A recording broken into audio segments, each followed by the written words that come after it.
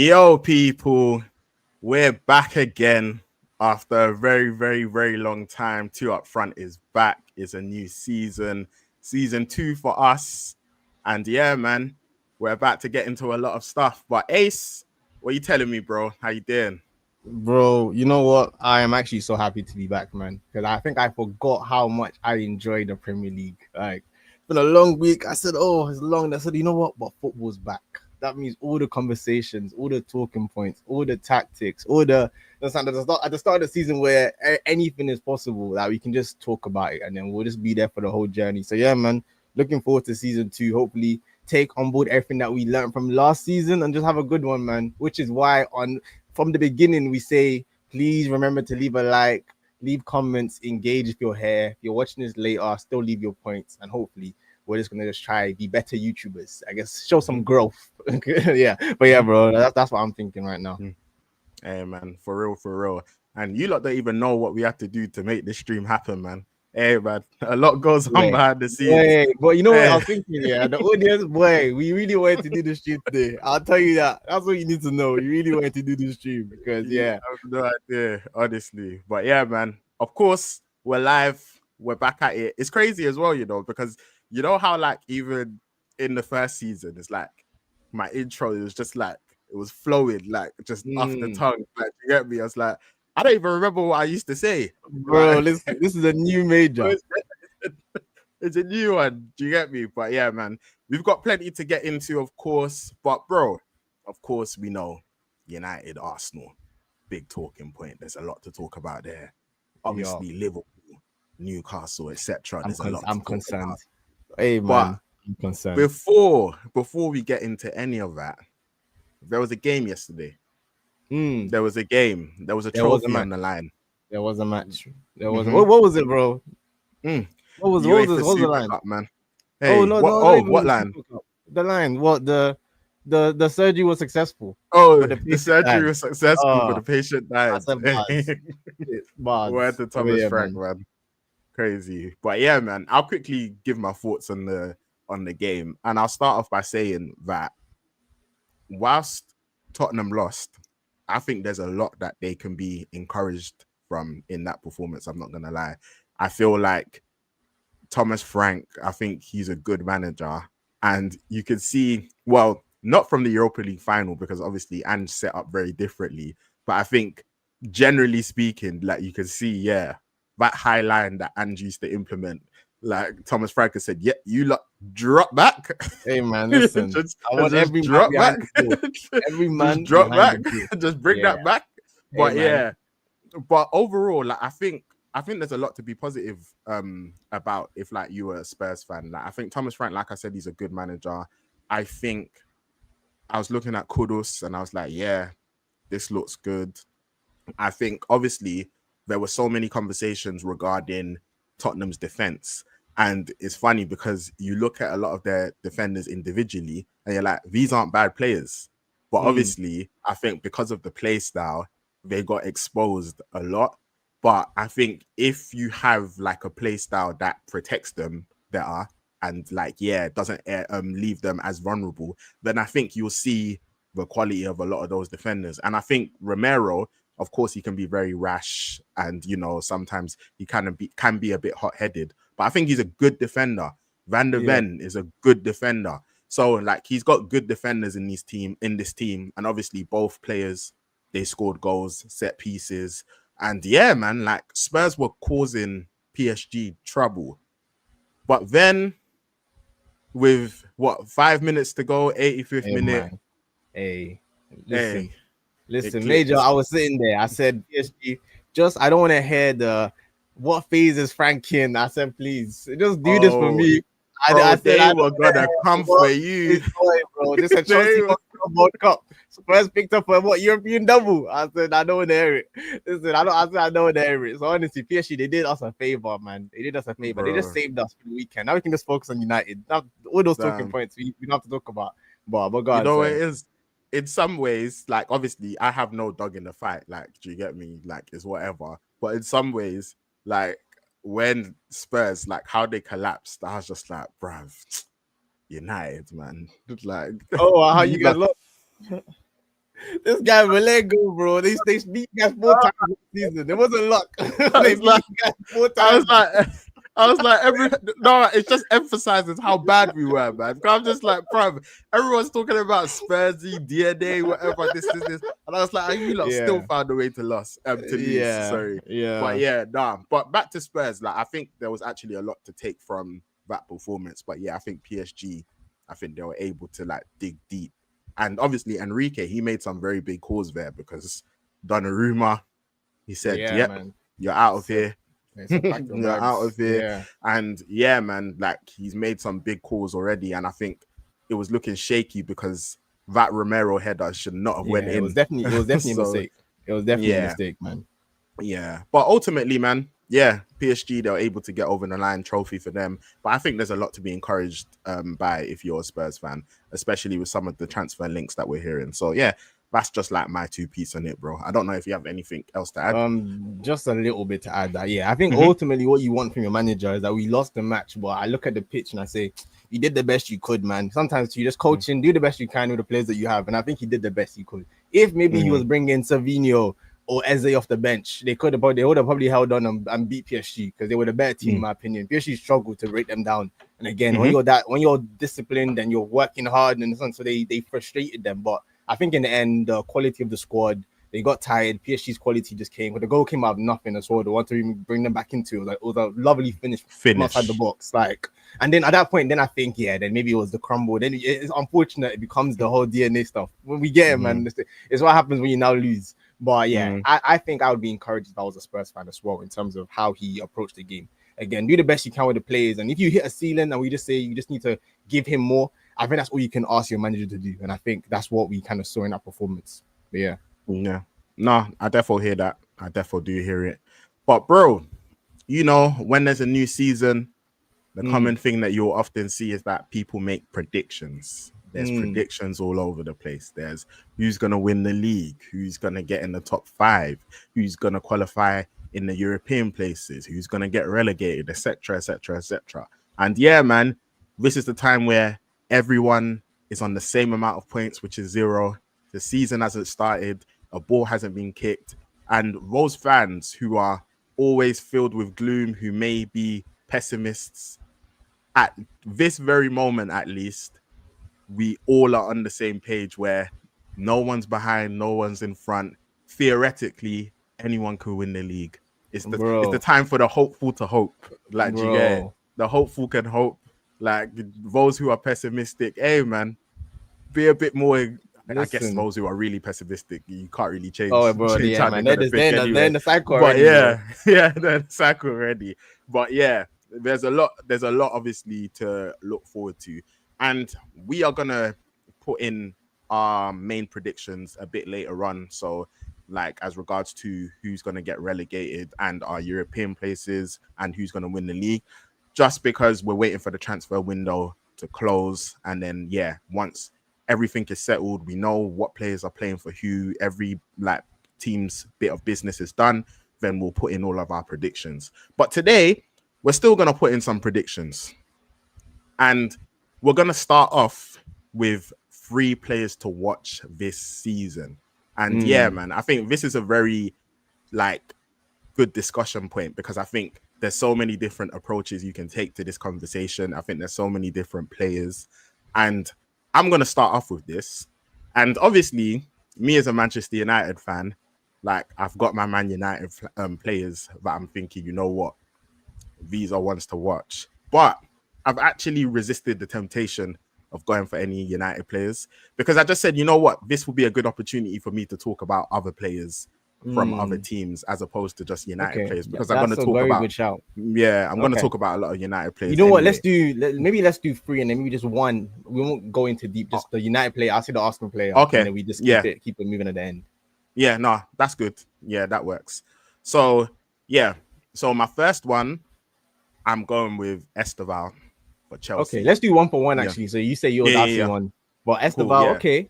So my first one, I'm going Esteval for Chelsea. Yeah, I think he's an extremely talented player. Obviously, we saw a bit of what he was doing in the Club World Cup.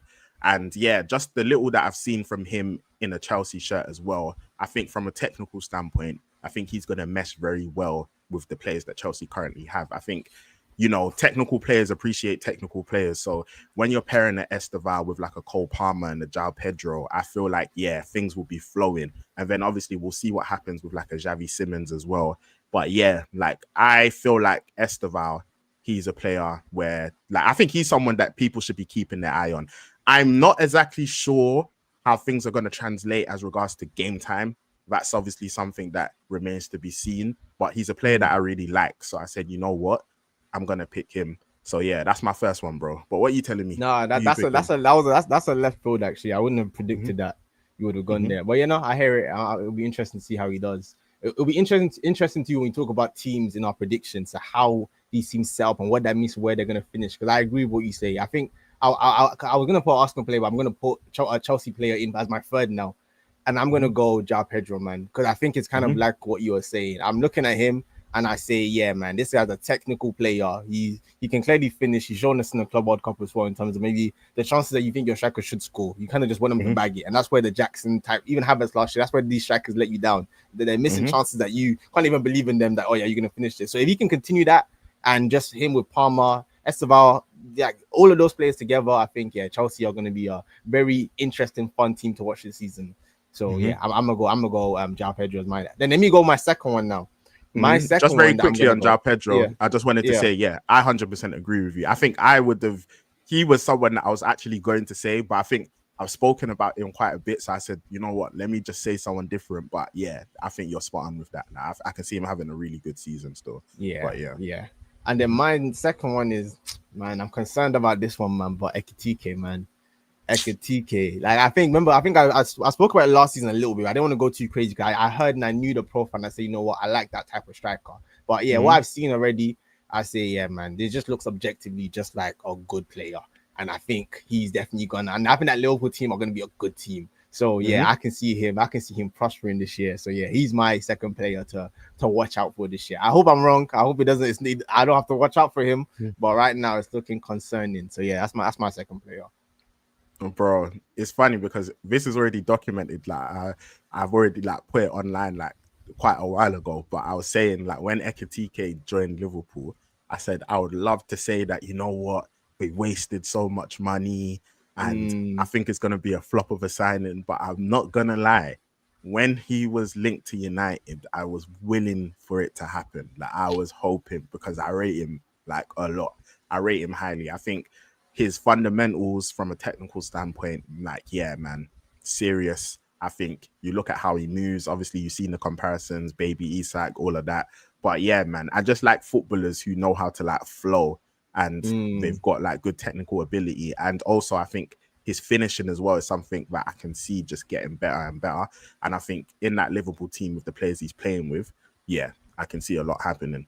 But again, man, Ekitike was someone I was considering. I'm also going to say another player from Liverpool. But yeah, man, I just wanted to use this opportunity to just shine the light on a couple players, man. But okay, go on. Again, I don't know how much game time he's going to get. Like, I think he's going to be very, very, like, sparse because I don't think they would want to put too much pressure on him and, like, overexpose him. But I'm going with Rio, man. Like, okay, yeah. Okay, cool. I'm going with Rio. I'm going with it. Rio, man. Like, I think, yeah. I believe Liverpool, they even got him from, I think it was Chelsea's academy. Yeah. And yeah, man, like he's been balling out. Like, obviously, there's been a lot of talk about youngsters like Max Dowman being one for Arsenal. And yeah, I think he's another one where, yeah, like bags of talent. Like his performances that he was even putting in pre-season, yeah, serious. And you can see, yeah, like this is definitely a player to watch. Again, how much game time he's going to get, I'm not exactly sure. That Liverpool team is stacked with quality, but I just wanted to say, you know what, I'm going to use this as an opportunity to highlight him. So yeah, no, I appreciate that. I appreciate that. I think it's good how we've approached it slightly differently. But yeah, you go your third, and I'll say my third. My third, and this one pains me, man, because he's one of my favorite players, and he plays for the Ops. But I've gone with Shirky. So yeah, man, Ryan Shirky. Yeah, I think he's like got world-class level talent. Like I think literally his ceiling is crazy. Like I think his ceiling is like eventually being the best player in the Premier League. That's how much I rate him. That's how much I rate him. That's how much I rate him. I think his ceiling is that high. I think his ceiling is that high. Yeah, I think his ceiling. I think that's his ceiling. Whether that can be converted is a different story, but I honestly think that's his ceiling. Left foot, right foot, playmaking, vision. Like, bro, he's insane. Like, the talent levels are insane. Like, it hurt that he went to City. Obviously, it's going to be interesting to see how he gels. Obviously, we know Pep, he likes to rotate. And I think there's been kind of like this myth that Pep like ruins creativity just because of like the Grealish stuff. But I think Pep doesn't necessarily ruin creativity. But I understand why the question marks are there when people look at Grealish and how he was at Villa and then what happened when he went to City, sorry. So yeah, it will be interesting to see how everything plays out. But yeah, man, like I rate him so highly. I remember even in the Nation League game against Spain, and he came on and he just literally just came on. It was a crazy cameo. He just came on and you know crazy goes crazy when you go online and everyone is just like, bro, like did you everyone was concerned that night, bro. Everyone was concerned. They said, see you have done something crazy here for a ridiculous fee. We don't know how they've done it. We were all scratching our heads, bro, after that game. So yeah, he looked amazing in that cameo. He looked amazing. But yeah, I hear it. You know what it is? I think with me, I need to see him play more. I think he's technical, and I think we will definitely find out now whether people say Pep ruins creativity or not. Because one thing that they have in that squad right now is creativity. Understand? They have it in all different positions right now. City, and that's why my third player is actually a City player as well. But again, it's a bit left field. But mine is Reinders, man. It's a bit left field, but it's Reinders. I don't know if you've frozen, bro. I'm gonna keep talking anyway, because I think you frozen on my screen. But yeah, Reinders, I think because he is just what I've seen so far. When I think about the type of player, maybe I would also to get in that kind of left 8 position. I think he's a baller, and he looks like he's gonna be an absolute problem. And City's midfield, with how they construct it with Cherky or Reinders and with Foden, and how they actually fit all these technical players together, it's gonna be very interesting, man. So yeah, I'm definitely looking forward to it. Definitely looking forward to it. One sec. I don't know if you can hear me, Major, but I think the internet is. Let me see. 1 second. Cool. Okay, Major's gone. Maybe he's gonna come back in. So I guess I will just keep talking then. I guess the Arsenal player, which I'll say again, that I was thinking would be very interesting to see how he does this season. Because again, man, I think it's just how much we need this player to do well for Arsenal to have a good season. And it's Gyökeres.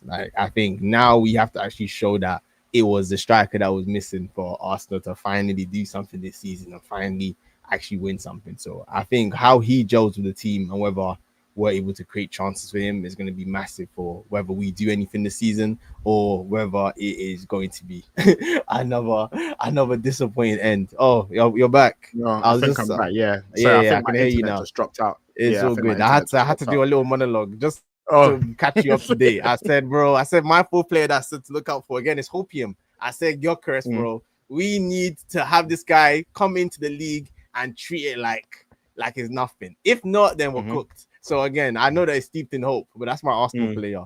What about you? Who's your United player? Then we move on to the next segment. There's many people I can go for, but I'm going for my boy Euro, man. Lenny Euro. Yeah, man. Again, I feel like he, after the Southampton game, I think that was his welcome to the Premier League moment. And then after that, he's been showing his quality, and I think he's only going to get better and better. So I rate him very highly, and there's not been a lot to rate about Manchester United. I even say that even in that Europa League final, I feel like he's probably the only player who can come out of it and say I played well. So yeah, that says a lot. But yeah, Lenny Euro, I think he's got world-class potential, and yeah, I'm backing him to have a good season. So he would be my other one. No, I hear it, man. He's definitely quality. So yeah, objectively, he's been very well. He's done very well since that Southampton game, bro. That game was not pretty at all. There's only certain games that come to mind like that where I say our player got rinsed, and that's one. And the other one for me is the Chambers one. The Chambers, that performance, Swansea. I said, bro, Swansea, I said, yeah, man. There's some performances that just stick in your head that you got cooked that game. So yeah, man. If you're listening to this and you're a player, hey man, those are dark days where you get targeted, where they're just like, you know what, this is the point of the game that we're trying to damage. But go ahead. Another one that comes to mind is the Bale Maicon. When Tottenham faced Inter Milan, and Bale was just having a field day. Bro, he retired him, man. He actually retired him. He retired him. If you haven't seen the highlights of Bale Maicon, go watch that, man. He actually retired him. But yeah, bro. Moving swiftly on, the next thing we're gonna predict is Premier League top scorer. What are you telling me? Okay. Yeah, man. Smart money. Just to keep this moving. Smart money is Haaland, man. That's the smart money. So I'm gonna just say Haaland. Snap. I'm gonna just say Haaland. Yeah. Let's keep it simple. Just say that, man. Safe option. Let's keep it simple, man. Keep it simple. Yeah, no, I agree. Literally, I was thinking Salah, but I just think potentially because of I think other people are gonna contribute more heavily for Liverpool goal-wise this season. So yeah, I think the goals might be more spread around the team. So yeah, I've gone with Haaland as well. No, so, I hear it. Cool. And the final one is player of the season. And player of the season. Man, what are I hope you I'm wrong. I hope I'm wrong, man. No way you're saying. I hope this is a bad opinion. I look back and say you are so wrong. But I just think it's gonna be. I think it's gonna be this Verts guy, man. I think it's gonna be this Verts guy, man. Because again, I'm just seeing him. I'm seeing the verticalities. I'm seeing him just make stuff happen. And again, I look at Liverpool's attack and I say, man, I don't want a guy that could make stuff happen behind that attack. So that's why I say Liverpool, they really, really, really concern me this season. Really, really, really concern me. But we'll get into him a bit later. But yeah, I'm gonna go Verts as my player this season right now. Yeah, no, I hear you, and I think that's a very, very good shout. And I've also gone for a Liverpool player. I've gone for Mo again, man. Really? Yeah, I went for Mo again. Really? I feel like this season, I think he's still gonna get his fair share of goals. I don't think Mo, in all his seasons in the Prem, I don't think he scored less than 19 goals, I believe, in the league season. I don't think he scored less than 19 How many years has he been in the Prem? So I think he came the 2017-18 season. So yeah, ridiculous. He's been there lengthy amount of time. Cool. So yeah, and I don't think he's ever scored less than 19. So I think his goals, because I think he got 29 last season. I think he scored 29 last season. I don't think he's gonna get that much. But I can see him still getting a good few share of goals, and I think his assist numbers are gonna be serious. So yeah, and then obviously as well, just with the team that he's in, I expect Liverpool to do well, without talking about them too much. So yeah, man. But yeah, I heard obviously that's a good shout. We'll get back to obviously the full predictions later on in a few episodes time. But hey, man, bro, the main event. The main event is here. What a first game of the season. You see when we're talking about United Arsenal. You see when we're talking about this game, we're talking about a lot of things, bro. We're talking about Fergie Wenger. We're talking about Keane Vieira. We're talking about the Battle of Old Trafford. We're talking about trebles. We're talking about invincibles. We're talking about Henry. We're talking about Van Nistelrooy. We're talking about Bergkamp. We're talking about Scholes. There's a lot of history that goes into this fixture.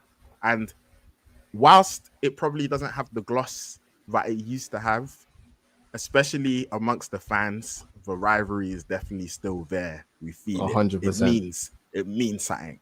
It definitely means something. And yeah, man, like you said, what a first fixture to have. But obviously, before we get into the whole fixture itself, there's been a lot of things happening this summer, bro. There's been a lot of things happening this summer. And you know what? In your predictions, you referenced a certain somebody, and I think that's a good place to start. Arsenal, you've made some transfers. Yeah, you've had some business. People are saying, you need a striker. You need to get a striker. Are you going to get a striker? And then there was this Šeško Gyökeres. Sheshko Gyökeres. It ended up landing on Gyökeres, and I'm really curious to hear your thoughts on that. And then from there, I think you could just talk about Arsenal's business overall, and we can have a conversation.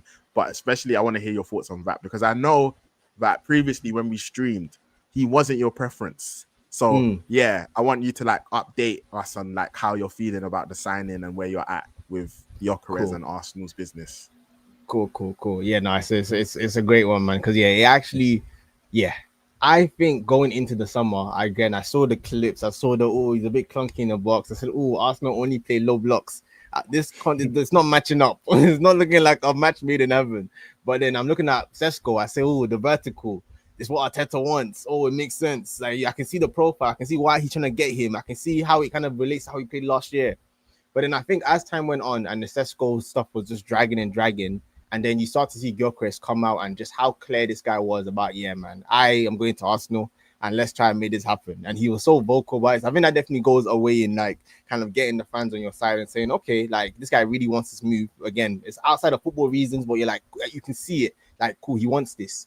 And then the more I thought about it, and I said, you know what? Last year, Arsenal, if I want a striker to double down what we did last season, I think Sesko makes a lot of sense. But then I said to Gyökeres, this guy objectively is a gunman. Like when he's in the box, he has a finish on him, and he has like he can finish in different ways. I will never forget that City game, watching it and just saying, you know what? First, he's been clinical, cool. He might not be always that clinical in matches, but I said the shot selection, the way he put it past, and the way he broke away in the halfway line. I said, you know what, Arsenal, he's probably not going to help with the low blocks. That's not what he is. But if it means that we change how we play as well, where we're trying to now be more direct, and it means that maybe before the block gets low, understand, like we're trying to like be faster on the attack. I say, you know what, it changes the dynamic as well. When I say, Arteta, this is maybe not what you wanted, but maybe this is what you need.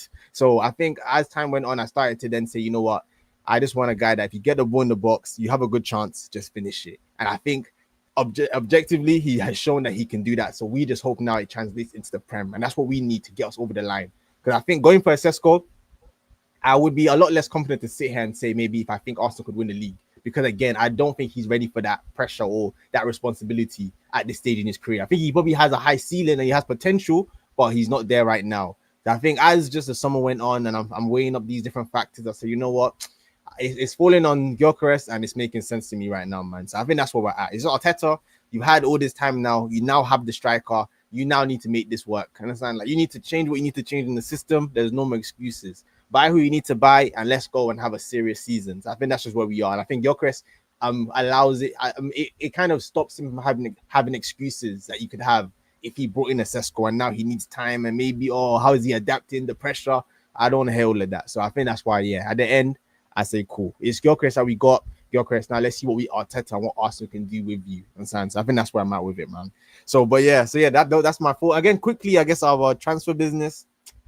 Yeah, man, I still need a left wing guard. Madueke, I don't know what's gonna happen there. I don't want to go too much. Again, I just hope it ends up going well. But I don't want to go speak too much about it. It's a contentious signing. We'll see. Again, we don't now go get left wing guard. We don't win the league. These are decisions that you look back and you say, what were you doing?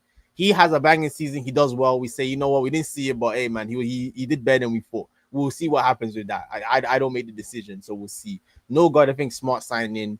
A body in the midfield. Mascara, I'm liking him. He looks a lot more kind of available to maybe deputize for a Saliba or a Gabriel if maybe they need a bit of rest. Well, I like Kivior, but I think maybe sometimes it's still a step a bit too much for him. But again, as an extra depth, I think he's good enough. So I think Mascara, hopefully, from what I've seen so far, it looks like there's something there. And I think for us, man, it's not a signing, but just because of the injuries last year, Calafiori, we need to keep this guy fit, man. I think he's so pivotal in how we're gonna play and options for us to have this season to be a bit less kind of obvious and doing the same things we did last year. So I think that's kind of like where I'm at with the Arsenal business. I think that those are the players that come to mind. I don't know if I've missed anybody, but obviously I know some Nwaneri and the Skelly contracts too. I think those are also just very nice moves. When we got Madueke, if we now had let Nwaneri go to Chelsea, it would have been World War VI. So I'm happy that we managed to make sure we tied him down. He's a young player that has a lot of potential. I think if we play him in the right positions, in the right games, he can be lethal and he has a finish on him. So I think he's shown us that. Skelly looks like he can be a great midfielder. Like I say, bro, if we play this guy as that left 8, I think we have a Wharton level talent. Understand? I think we're playing him at left back. I think what I've seen from him, I think he's a level. I think he's that kind of talent of player that we have. It's just about how we use him. I will see. I don't know if you agree or disagree with that statement, but I think that's kind of how I kind of see Skelly as his potential and how good he can be. I think Lewis Skelly. Those are my thoughts. I think Miles Lewis Skelly, I think he's extremely talented. I think him and Wharton, I think they're different. Like they're different players. I love Wharton. I think his ability to like break the lines, his passing range, like I love it. But yeah, I think Lewis Skelly, not that he can't pass, but yeah, like I think one of his like great attributes is like his ability to drive with the ball, and like progress with the ball as well. But he therefore does have a pass on him as well. Like I remember, was it even against PSG? I remember him like driving forward, and then he played that through ball for, I think it was Martinelli, and then Donnarumma made a great save. So yeah, Miles Lewis Skelly, yeah, like I think he's extremely talented. But yeah, man, like I think I understand what it is that you're saying. I think I was even saying that last season, that I think Gyökeres for Arsenal, it makes sense in the sense of he's 27. He scored a lot of goals in the Portuguese league. And even on that point, I can see a comment here from Stu, and they said, Darwin Núñez bagged goals in the Portuguese league and scored in the UCL versus Liverpool too. Shades of Gyökeres versus City last year. Still think Arsenal's left-hand side is turgid and slow and exposed. And yeah, I think that's definitely a very fair comment, because 100. The Portuguese league, like obviously no disrespect to it, but it's not the Premier League, and goals from that league don't necessarily translate to the Premier League. So there's definitely a lot of question marks there. However, I still think that out of the options for Arsenal, I think Gyökeres was probably the better option. Firstly, I think you made a very good point as regards to him being desperate to come. And I know like that hasn't got anything to do with your footballing ability, but you always want players who are absolutely desperate to play for you, and also players that you believe can handle it, because not everyone can handle it. He's going to be under a lot of pressure. And bro, and one thing I'll say about him, bro, he has mentality. You know, you can just see a player has mentality. Sorry to add that in. Yeah, you can see it. He does. And I think it was even like ironic that obviously it was just a preseason friendly. There's not much you can read into it, but one of the things that everyone was saying was Gyökeres can't score headers, and then his first goal in the preseason friendly was the header, and it was a good header as well. It was such a striker's goal. He even almost got a second one, bro. The second one was even better that went in, the diving header. And the second half when he hit the post. So he said, man, I'm gonna add more strings to my bow. So again, like I say, man, I think this comment is very fair, because again, we are also living in hope that he can do what he did in Portugal. I'm not going to sit here and say 100%. There's no way he does. It doesn't. That's like it's it could go left. It could go left. I 100% agree. And I think the bigger point with that is, this is why I say Calafiori and how we use our left back is so key. In that last game, why Arsenal fans were more optimistic is the fact that we see Calafiori on the outside works so much better with like a Martinelli or these players that want to come in as well. But when you have Martinelli on the left wing and then Skelly's inverting into the midfield, and Martinelli's not a touchline winger, it's just not pretty. And that's what we saw last season. So that's where Arteta needs to change the system. So that's why I say Gyökeres, he has his flaws, but the one thing I can say is that if you hit him in behind quickly before the team settles, he can run and he can attack his fullback. Understand? He can make space. He can put a pull to the left. That means Martinelli can now run through the middle, where I think he's better anyway. So again, I think it's the knock-on impact of this kind of player that I think it's just more, again, a lot of it is also coaching and what Arteta does. So to kind of answer that point, I don't know if you want to go through the other ones quickly or how. It's a good point. No. So even when talking about Arsenal's left-hand side as well, and I think we'll probably discuss it a little bit more so, but I think definitely that left-hand side, at least Arsenal currently, they're too lopsided for me. Like 100%. They're too lopsided. Like too much action goes down the right-hand side. Your right-hand side is clearly your stronger side. Like it's just your better side just overall. And I think we leave Martinelli on an island to just starve. Just on an island, tell him beat two man and do something. Man, we need to change how we play, man, for sure. And Stu was saying here, so still think Arsenal's left-hand side is turgid and slow and exposed by the countering attacking teams of the Prem, Fulham, Palace, Villa, West Ham, 100. ETC. And this is why, bro. Listen, Stu, we're gonna get into the United game. This is why, for me, this game is bigger than even just United, because I think it's very telling for our season and how I know they're gonna approach it and what answers we have and how we're gonna be different to last year when it comes to how we attack and create chances. So trust me, brother, I'm with you, because I think all these teams can give us a problem if we don't Understand? Do something to break these mid blocks and low blocks that have had our number the last season. So again, I'm definitely with you on this. And Stu, hey, please, let's not talk about Belabor with Arsenal because that's Hey, listen, we'll get into it. We'll get into it. that's We'll for get the red into it. side of Manchester. Hey, But man, yeah, we're gonna get into it. We're gonna get into it. There's a lot to talk about. Stu said here, if I was Arsenal, Belabor style DM needed to replace Partey. Odegaard could have played LCM to link the left Zubimendi RCM to almost in the hole. He crossed for Gyökeres versus Bilbao. Yeah, I think I hear Zubimendi operating there. I think that could be extreme. Bro. I think you know where it is with Arsenal. Your midfield, I feel like it's obviously extra personnel would be great. But I think even with the personnel that you've got, I think it's good. I think it's tactically, you need to sort out what is that's going on. Just very quickly, bro, because I think sometimes Arteta, like Rice, extremely talented player. Yeah. But yeah, like sometimes, bro, he's not Dino, bro. Like I don't know who you think he is. Box crashing. I don't know. I don't know what type of midfielder you want him to be, bro. But yeah, I think sometimes. Yeah, like how you've lined that up. Like it's not. And I'm just going to quickly read the rest of the chats from Stu, and then I'll let you go. Alright, cool. Yeah, so that way both flanks are linked and no slow build up from Rice. Simples. Haven't heard that critique of Rice, but then again, Sean Maguire had a free ride from the British press for years, so hardly a surprise. Hey, man. Don't worry, Stu, man. We'll call it out. There's no bias on this show. Don't worry, man. Dangerous as is Cunha and Mbeumo in that inside right channel. Hey, man. We'll talk about it. We'll talk about it. And I was going to use Gilberto Silva as he was a gem DM for peanuts. Gilberto Silva, do you mean... who's Gilberto Silva? Yeah, I don't know who he's the OG. Unless you mean we bring him back, I don't know. If you could clarify on that comment, if you could clarify, but yeah, that's my lot just venting as the British press burst me. Hey, Stu, don't get me started with the British press, man. Hey, man honestly, listen, we'll be here all day. Hey, listen, I think you raised some very we'll get me started, man. But what's it called? I think just to find and end that point, and I have a question for you, bro. That I think again, man, let's keep it simple. Rice, Zubimendi, double pivot. Up, Odegaard, let's see what you can do. I think it's a very simple. How they played in that last game is how we want to see them play, where Rice can drop into the center backs. That's where he's very good. We brought him to have legs and to be on the transition. I feel like sometimes you don't want to kill plays for what they're not. And Rice is not meant to be my ball playing, pinging it left and right. He's meant to be the legs in the midfield. That means that there's more space for Zubimendi now, where maybe he'll be weak if he has to play next to someone that couldn't cover him like physically. And I think Rice is good enough at doing that. And I'm okay with that. Again, people want different things from their DMs, and it's fair. But I think as a double pivot, that could work, where they can now be a lot more flexible. Maybe Rice can also come up on that right-hand side and take shots. Maybe I'm underlapping runs on Saka. Something a bit different, where it's not just Odegaard, Saka playing the same passes over and over, mixing it up a bit. So I think, again, this is where Arteta needs to kind of change the dynamics. I don't want to see Rice just left 8 and he just box crashing and it's just the same as last year.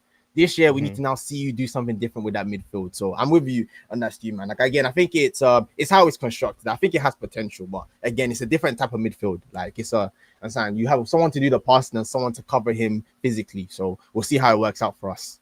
But yeah, my question for you, bro, is, bro, man, and like we were just talking about now, the midfield is clearly the most important position in world football, bro. We saw Rice over 100 mil. We saw Caicedo over 100 mil. And then, bro, man, there's a rumor that's going on, and I haven't seen your fan base this giddy in a long time. And then I just wanted to ask you, bro, whether I'm a believer. Okay. I just wanted to check. I'm a believer. I just wanted to check. I'm a believer. I just wanted to check. I wanted to see what a journey, man. I'm a believer. Please, United. Talk to me, man. Talk to me about your business as well. Hey, man, I'm gonna get in that in a sec, but yeah, just quick comment from Stu here. Said good engagement, well, your channel will grow. I meant the OG Gilberto as he was selfless and humble. firstly, thank you very much for that, man. Really appreciate it, and really appreciate like your comments. And yeah, man, like hopefully it will. We're trying, man. And okay, man. the OG Gilberto. Okay, that makes sense. Like I was thinking, that's the only one I know. So yeah, bro, and he was a great player as well, by the way. But yeah, appreciate it, Stu. And yeah, man, journeyman. We there, hey man, believe. Talk to me, man. You got to believe. Yeah. So, with Manchester United's transfer window, just in general, I'll start from there. It's very funny because I remember after the Europa League final, before the Europa League final, we were having a discussion. And I was talking about the prospects of United losing the Europa League final in comparison to Spurs losing the Europa League final. And I said, if United lose the Europa League final, don't get me wrong, there's going to be serious outrage, which there was. There's going to be a lot of lack of faith in the manager, which there is. And there's going to be screams from all directions, which is exactly what happened. However, I said that the reason why I think it would be better than I think we would be able to cope better than Spurs is because I felt like if we were to lose, we still could move. Like I felt like if Spurs lost, I couldn't really see where they would go from there. Whereas I felt like if United lost, we'll still be able to move. However, I didn't expect us to move like this. I'm not gonna lie. Yeah, bro, I didn't know like Sir Jim's credit card was had this much room. One day we're gonna talk about the working class people, bro. That didn't get Christmas bonuses. One day we're gonna have the uncomfortable conversation. And you know, very, very seriously as well. Because that's actually a serious topic. I actually feel for all of those people because like, that's crazy. Something that actually it's actually a serious matter. And actually shout out to anyone that had to lose their job because it's actually not easy, especially in this economy. But yeah, so yeah, prayers go out to them. But yeah, like I was not expecting like us to do what it is that we've done, as just mainly because I just didn't think that financially we were gonna be able to do it. And obviously before the season ended, I think we were hearing a lot about Cunha, and the word was from like most of the journalists, Romano, he was saying that regardless if we lose the Europa League final or not, Cunha's gonna come basically. So that was like a good sign. I was like, okay, cool, that's good. Like Cunha, very good player. Obviously, 15 goals, 6 assists in the Prem. So yeah, man, I was looking at it and I was thinking, yeah, that's a good start. And then I remember again in one of like the few streams like prior to the season ending, I think I was saying, hey man, if we can get Mbumo, like I know it might be a little bit difficult, but if we could get a Mbumo as well, because I'll say we need 2 10s. We need 2 10s. And it's funny, I've clipped this bit up, man. I'm going to show you guys. But I said we need 2 10s. So if we could get a Cunha and a Mbumo, that would be great. And then obviously Ornstein drops the bomber and he says, yep, Mbumo has chosen he's chosen Manchester United as the destination that he would want to go to. Obviously, he rejected Spurs, Newcastle, and Arsenal. But I think with Arsenal, like there's an understanding that probably the right-hand side is Saka's. So like, yeah, there's much more competition for places in that regard. But yeah, like he chose Manchester United and I was like, yeah, this is brilliant. And then obviously the transfer dragged on for a while. We're thinking, damn, like how long is this going to take? But eventually everything got sorted. He was able to go on tour. And I was thinking, all right, cool. Our new 2 10s are Mbumo and Cunha. Mbumo that scored 20 Premier League goals for Brentford. Cunha, who scored 15 Premier League goals for Brentford. Both players like a dramatic improvement on our attack. Then obviously there was all this talk about striker. We all knew that Manchester United needed the striker. The whole world knew we needed the striker. So we're thinking, all right, cool, who are we going to get? And then obviously there was links with your guy now, Gyökeres, because people are saying, hey, you know, Amorim exporting, you know, can you do a little something? And there was rumors. And then obviously we're thinking maybe you were going to go for Šeško and then we'll go for Gyökeres.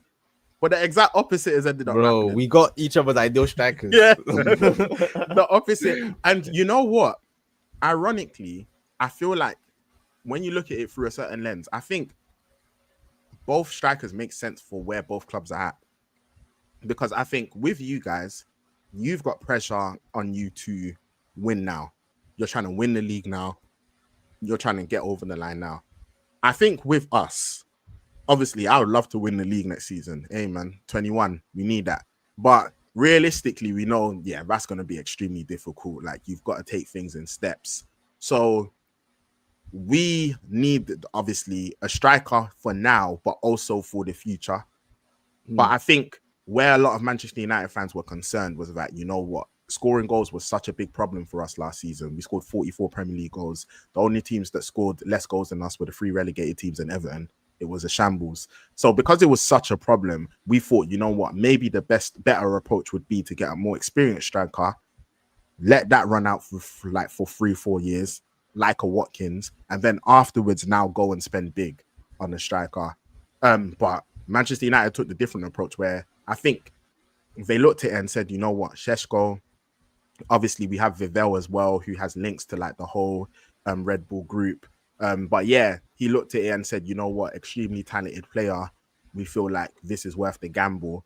And I think what makes me feel much better about it is that because Mbeumo and Cunha are there, I think if United have signed Šeško and it's like you don't have that Premier League experience around him, I think a lot of United fans will be looking at it and thinking, damn, man, you guys have never learned. Yeah, you never ever learn, man. Yeah, but I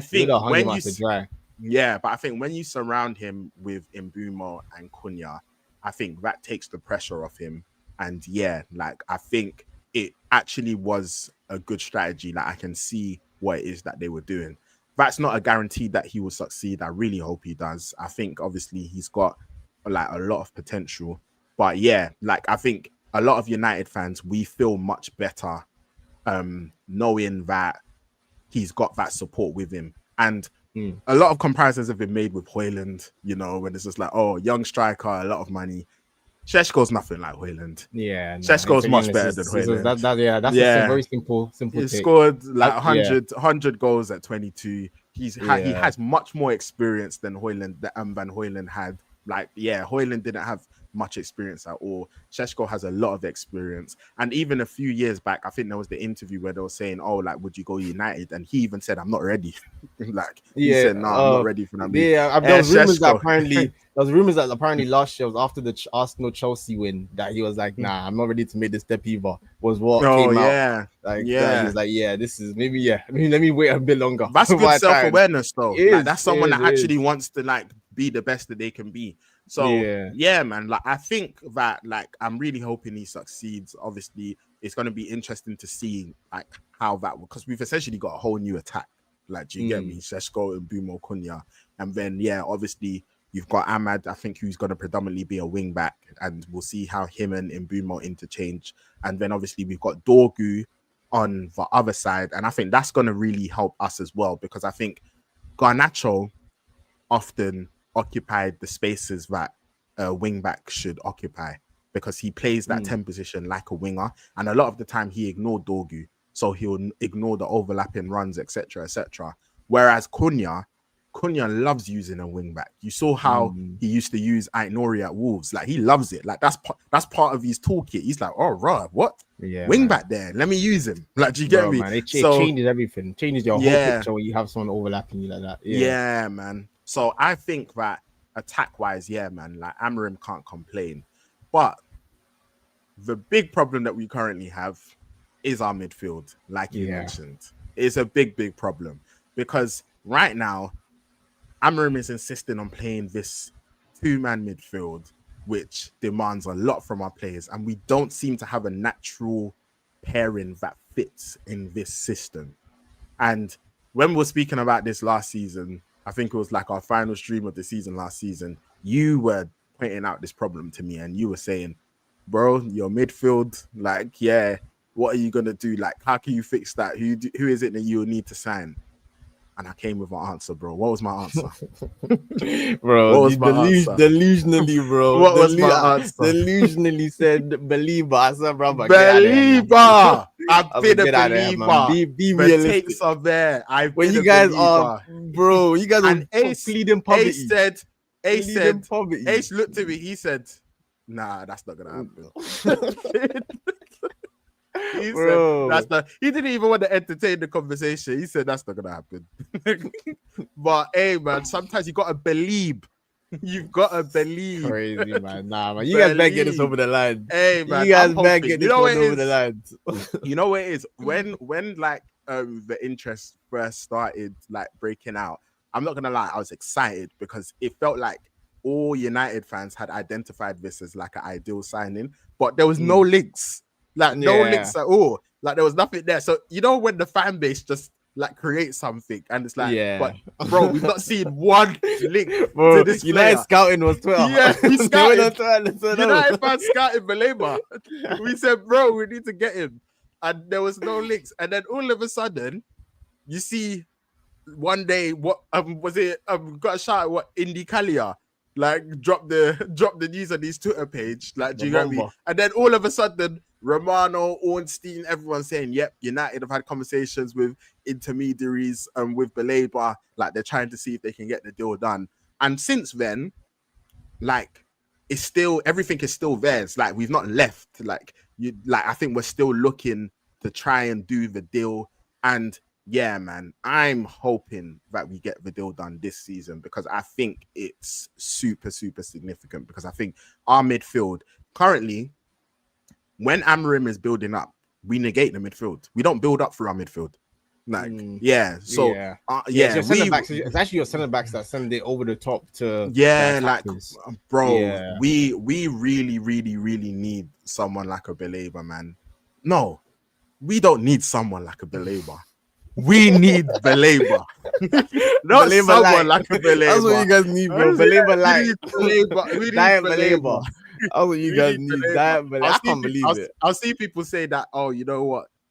United need to send like some spies into Brighton's scouting network because they're gonna get the next Baleba. It's true. So you know how Caicedo left and they said, all right, we'll get the next Caicedo, and they got Baleba. So they've already probably got the next one there as well. Bro, these lot said that, oh, we don't really want to sell him this year, we want to sell him next year. These lot said they're still plotting how they're planning to replace him. What's the next one?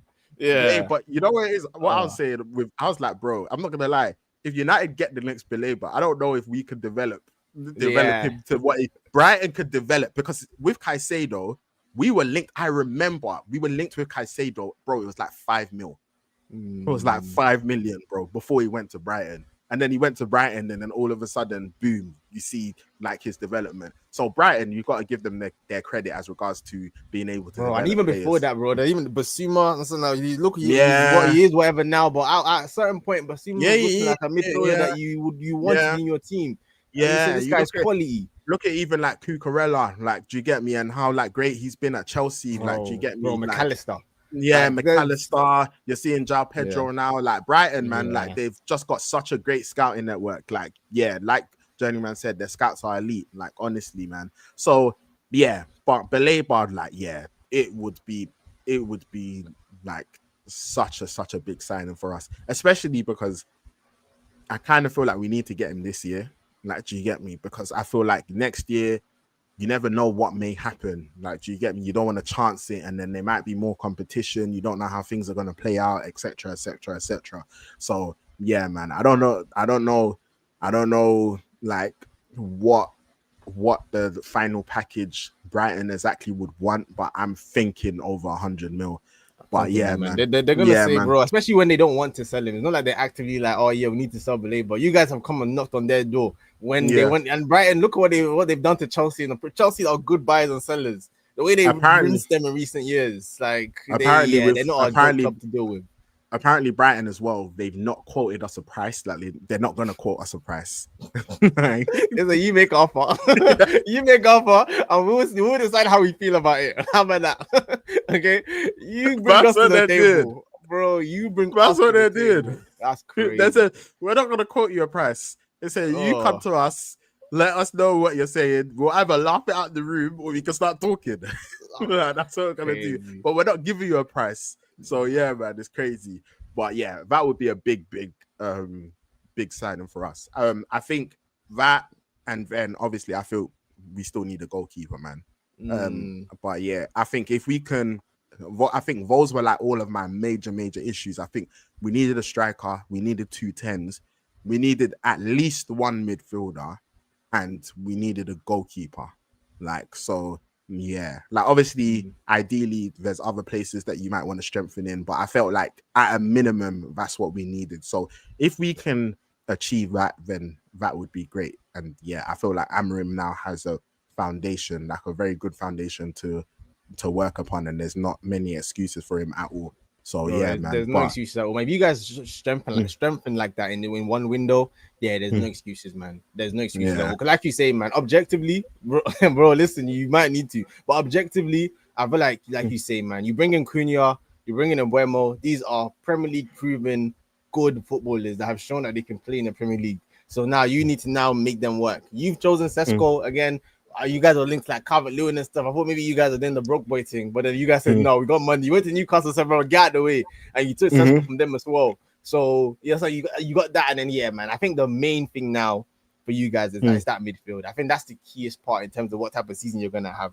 Again, when you have the anchor, or not, I don't know, anchor maybe it's the right. Maybe in my opinion, when you know that Bruno is one of those midfielders. There's no one in your current squad that I can see play next to that brother. That's going to mean that you guys are going to be respectable. I think, honestly, I think Believer it's such a dream for you guys because it's almost like if this system is going to work with a 2-man, if there's anybody that might have the legs that can maybe make this work, and it's a net positive, a net negative, it's a Believer type quality player.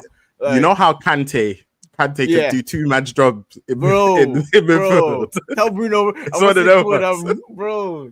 Bruno, it's such a specific profile, bro. That's what I'm saying. It's like it's you, bro. That's why when you asked me what pro, I said believer. Yeah, I said that was my answer. I said believer. Dreams again, like we say, man. And there's a place for those players too, like Rice. That's what Rice is for Zubimendi. Where maybe physically, I don't know how you are. Rice will say, you know what, brother, I can do your job as well to a certain degree. I'm a 1.5 type midfielder, so sometimes you need those guys to make up for the half 0.5 midfielder, which is what Bruno is in center midfield. Again, unfortunately, just because just what he is, he's a 10. So if you're gonna play him there, you need someone that can kind of make it work. That's what ultimately I think the biggest thing, which we can kind of, I don't know how you want to do in terms of going into the match, whether there's anything you want to go, any bits in between, but I kind of just go in from here in terms of this fixture now. Or I don't know what you're thinking. That's cool. So cool. Bro, I've said this with me, bro. From a United perspective, in my opinion, bro, we need to win this, man. Like, you did say that. I was shocked. Yeah, I thought a draw would be good for you guys, but you said it from early that you want to win. Nope. You need to win this, bro. You don't get to finish 15th and start the season off slowly. You don't get. You've got making up to do, Mr. Amorim. You've got some making up to do. This is a new season. Arsenal don't have a great record at OT. Everyone's gonna be up for it. You've got new players in. Of course, someone Belieber, he won't be playing in that match, but you know, you've got your new attack. Hey, bro, this guy's already counting. Man, guy's already counting Belieber to sign it. What do you I don't know if Sheshko's gonna start. No, I'm saying, hey man, I'm a believer. I told you, bro. Damn, bro. I'm a believer. I'm a believer, bro. Hey man, that's what I even said, bro, we still need a new keeper, but Nana, if you can make that call, bro, you can stay. That's what I said. If you can make that Agent Onana, bro, if you can make that call, Agent Onana, that might be better. It might be a better agent than goalkeeper. What we do? That might be a shout. Yeah, bro. So literally, yeah. Like I think it's a really, really big game for us, man, because I think the knock-on effect that it can have for our season is huge. We've both got really hard starts. Like we've got you first, and then we've got Fulham away, then Burnley at home, then we've got City away, then Chelsea at home. So we've got you, City, and Chelsea in our first 5. If we get off to a bad start and negativity seeps in, etc., things can spiral very quickly. Like we need to get off to a good start. That second game really, that really might be a win. Now might be a draw or loss, bro. Yeah, that's how it be, like, man. Fam, honestly, if you beat Arsenal and then you get that away win to Fulham, and then you've got Burnley at home, and then you get that win, and then all of a sudden you're looking at 9 points out of 9 going into the international break. that, bro. That will do a lot for our confidence. And then if you are able to get a believer through the door by then all of a sudden you're looking at the season, you're going into that Manchester derby thinking, yeah, now things are looking good. Yeah, man. So yeah, I think it's really really important that we get off to a strong start. That's no disrespect to Arsenal, because I know for Arsenal, they're looking at Liverpool, they're looking at City, Hey, they're bro, looking don't at worry, even bro. Not Chelsea. talk for Arsenal, bro. I can do it. Yeah. Oh no, bro. Tag me I'm in. just giving my opinion, bro. You're Cool, gonna be able to go, but I know like they are also gonna be desperate to win that match as well. So I'm not saying it from a perspective of, oh, I think it's gonna be easy at all. I don't. I'm just saying, bro, United go and win that. Yeah, make that happen. Make that happen. Don't know but how, yeah, but bro, make go it on. happen. Yeah, go on, bro. No, honestly, I think from the other side for us, man, is what I was saying earlier. Like even to Stu's point, where I think this game is bigger than this game. Like you were saying, in terms of like we already don't have a great record at OT.